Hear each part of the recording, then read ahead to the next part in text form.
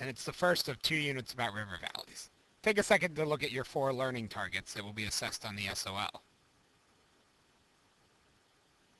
This unit is the first time that we take a look at early civilizations, and we're going to look at it in a survey fashion. That means we're just going to hit highlights from each of the civilizations to get a sense for what early civilizations were like. We're mainly going to focus on Mesopotamia, Egypt, and the Americas, but we're also going to look at one of the first major monotheistic religions in the world, Judaism.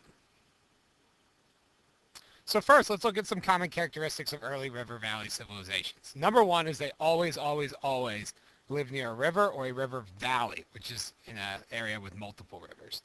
When you think about it, this makes a lot of sense because what allowed man to become sedentary, not nomadic, and start civilizations? The ability to farm and domesticate animals. Well, in order to farm and to raise animals, you need a steady supply of water. In addition, living near a river allows for easy travel and trade, as you can move up and down the river, and it also provides protection. It sounds weird that it would provide protection, but remember, it's hard in this time period to attack someone if they're on the opposite side of the river for you. There are no planes, no advanced weapons to attack them. In addition, we're going to see most early river valley civilizations have a couple different news systems. One, they always need a government. Government's there to help control people. This is the first time we've had a lot of people in one spot for a long time. We got to keep control of them. You also need an economy. In this instance, economy just means people getting what they need, whether it be food, resources, and the like. We also need a social classes and a social system to help organize people, and we'll take a look at some of those. And we also, of course, need to look at different cultural aspects that emerge. When a lot of people live together, eventually they're going to develop their own sense of culture. So let's look at the map. This map is incredibly important because it includes a lot of very important places. For one, this area is known by multiple names, the area shaded in green on the map. Sometimes people will call it the Fertile Crescent. It's fertile because all the land here is good. The land's good because notice you have 2 rivers right in the middle of it, the Tigris and the Euphrates River. Some people will also call it Mesopotamia, which means the land between the rivers. That would be the area in between. Sometimes we also call it the cradle of civilization because this is where the first civilization emerged. Notice also next door to the west we have the Mediterranean Sea, which will become very important later. Notice this unit we're also going to talk about Egypt, which is down here with the very important Nile River. And then we'll look at a map of the Americas a little bit later. So let's take a look at some of the early civilizations that lived here with a quick survey of the units, some quick facts. The first is Sumer. Sumer is located along the Tigris and Euphrates River that we saw in the last map. They were mainly a farming community. And they're going to develop into a collection of city-states. A city-state, remember, is when you have the same culture but different government. So are city-states united? No, they're not united. They're going to start off being ruled almost entirely by temple priests.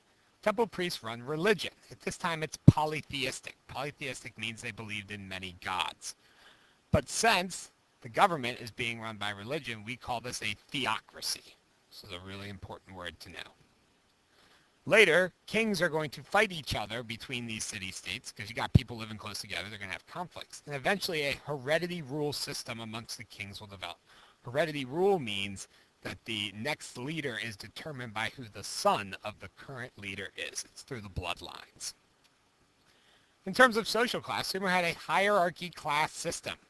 We always look at a hierarchy class system like a pyramid. That's because the upper class is at the very top. It's normally the smallest group that has the most power and the most rights. Normally religious government people are up here. As you move down, you lose power and you lose rights, all the way down to the peasants, or the poor people. It's very difficult to move between classes. Sometimes at the very bottom of the pyramid, civilizations would have slaves. It's important to note that during this time period, slaves were not based on race. Normally they were captives of war. A couple more Sumer quick facts, some culture and contributions. Okay, we got this one coming up with some animation because I want to see if you can remember it. So first of all, they're going to come up with some new technologies. Can you remember any of them? Hopefully you came up with a few of them. They developed the wheel, the plow, and bronze. Notice we already mentioned they were a polytheistic religion as well. That's a contribution, less so than a development. They're going to use the plow and the wheel to help with farming. They're also going to develop the first written writing language system, known as cuneiform. I put this in big giant letters because this question seems to be a very popular one. Cuneiform is the first writing system. These symbols off to the side represented ideas. So it's not an alphabet because the symbols represent ideas, not sound. But Sumer is responsible for cuneiform. That one's really important to remember. Eventually, the people of Sumer are actually going to be conquered by a group called the Babylonians. So the Babylonians conquer the city-states of Sumer under the rule of Hammurabi. This is really the first empire that we look at. We'll talk a lot more about empires later, but empires are when one person or one small group of people takes over a lot of land using a military. We call it an empire. This is the first time the city-states were unified. When you have a whole bunch of people unified together, you need to make sure everyone is under control. The easiest way to control people is with laws. So Hammurabi develops Hammurabi's Code. Hammurabi's Code is known for being a very, very harsh and unreasonable law code, using punishment to cause fear. For instance, women were thrown into the river if they did things wrong. If you even glanced at a property while putting a fire out in a house, you got thrown back into the fire. If you knock out somebody's eye, they get to knock out your eye. Eye for an eye, tooth for a tooth. But it was so harsh because if you were scared of the punishment, you were less likely to break the rules. It's also very important that you obviously know what the rules are. So Hammurabi placed the rules on stone tablets throughout the Babylonian Empire. You can see on the map here, the Babylonian Empire eventually is going to conquer the entire, hopefully you recognize that shape as a fertile crescent. And there's the Tigris River, and there's the Euphrates River. Another civilization that we're going to take a look at are the Phoenicians. The Phoenicians are on the coast of the Mediterranean Sea over here. Since they lived on the Mediterranean Sea, they were excellent traders. We talk all year long about how important the Mediterranean Sea is for trade. The Phoenicians were kind of the first to have a really, really strong trading civilization. In order to trade, they were good shipbuilders, and they created colonies to help trade. That would mean they would set up areas in different parts of the Mediterranean Sea to stop along the way and resupply. It was a way to make trade better. They actually reached all the way over to England in terms of trade. They're also going to develop the first alphabet. This is different than cuneiform. An alphabet is when symbols represent sounds, not ideas. The Phoenician alphabet is going to be very important in influencing the Greek alphabet, the Latin alphabet, and later, even our alphabet. So this is another really important thing to remember. Next, let's take a look at the Hebrews. The Hebrews are going to live in Canaan along the Jordan River. If we flip back one slide, Canaan is right near Phoenicia. It's in a very, very similar area. So they're also right along the Med Sea. Abraham is going to be the founder of Judaism, and he establishes a monotheistic religion. Okay, monotheistic means they believe in only one God. We'll talk about that more in a second. In terms of Hebrew history, the Hebrews were forced to flee from Canaan and go to Egypt during a drought. And when they were there, they were enslaved. From there, you get the story of Moses. Moses is the one that led the Jews out of Egypt and to Israel. This is known as the Exodus. Unfortunately, once the Jews make it to Israel and escape slavery in Egypt, they are attacked by the Babylonians and forced to scatter amongst the region. This is known as the diaspora. And there's a map with Canaan. Notice Phoenicia was close by. Let's go over some Go notes. Remember, Go stands for graphic organizers. There's 4 things you always got to know about religion. Number 1, who's the founder? Abraham is the founder of Judaism. We also need to know their religious text. The religious text of Judaism is the Torah. It's also going to be the first 5 books of the Bible and contains the early history of the Jewish people. This is important to remember when we get to Christianity. In terms of location, they begin in Canaan. Jerusalem is an important city, and eventually they're going to make it to Israel. Most important part is the beliefs. First, again, they are monotheistic. They believe in only one God. Yahweh is his name. Only one.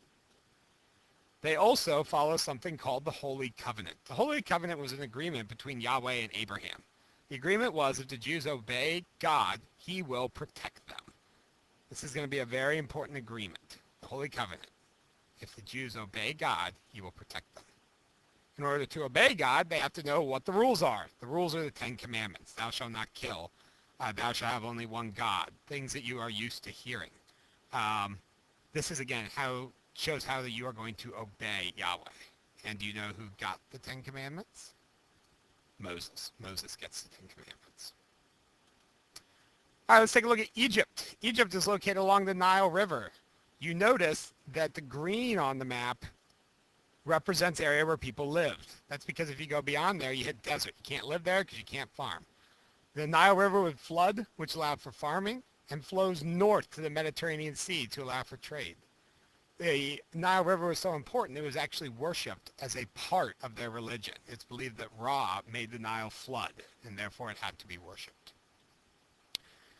An important part of Egypt is their government. They were led by pharaohs, who were known as god kings. They have religious and political roles, meaning they are a theocracy. They were supposed to run the government, but they also were responsible for worshiping Ra and making the sun rise. Their rule was based on heredity, meaning it was based on bloodline, and they were buried in pyramids, where they were mummified and buried with material goods to continue their rule in the afterlife. Some more quick facts about Egypt. They are a polytheistic religion. So unlike Judaism, they believe in many, many gods, including Ra, Osiris, and Horus. Their written language is known as hieroglyphics, where pictures stood for ideas and were written on papyrus, which is an early type of paper. I think hieroglyphics are something we're pretty familiar with. Egyptian society, notice the shape, means it is a hierarchy class system. Notice there are government officials. That means they split up their government into many parts. This made them an imperial bureaucracy. We'll talk more about that later. Last, let's take a look at some quick facts about the Americas. The first are the Mayans. Notice they're in this yellow area. They were in the rainforests of Central America and were organized into city-states with Chichen Itza as its capital city. Their economy was based on trade and agriculture, and they were a polytheistic religion. They also developed a written language called glyphs and are known for their accurate calendar that said the world was going to end in 2012. Obviously, they were not correct. This often cited as a ziggurat. This is an important structure in Mesoamerican civilizations. Mesoamerica refers to Central and South America. Some Aztec quick facts. They were an empire located in central Mexico with Tenochtitlan as their capital city. They were ruled by an emperor, so unlike the Mayans, who were city-states, this was an empire with a hierarchy class system, which we've talked about a few times. Their economy was based on farming and the tribute system. Tribute system would mean the Aztecs would protect people as long as they provided service to the Aztecs. This should sound a lot like feudalism that we discussed later in the year. They were also a polytheistic religion famous for their human sacrifices, which were performed on a daily basis to ensure the sun would rise. Our last civilization that we'll take a look at for Unit 2 are the Incans. Notice the Incans are in South America in the Andes Mountains, and Machu Picchu is their capital city. I added an extra C to Machu. They were ruled by an emperor who creates an empire. So here's another empire. And they rely on extensive road systems for trade and terraced farming. I should say relied on extensive road systems for trade and also terraced farming. That's how they did their agriculture and their economics.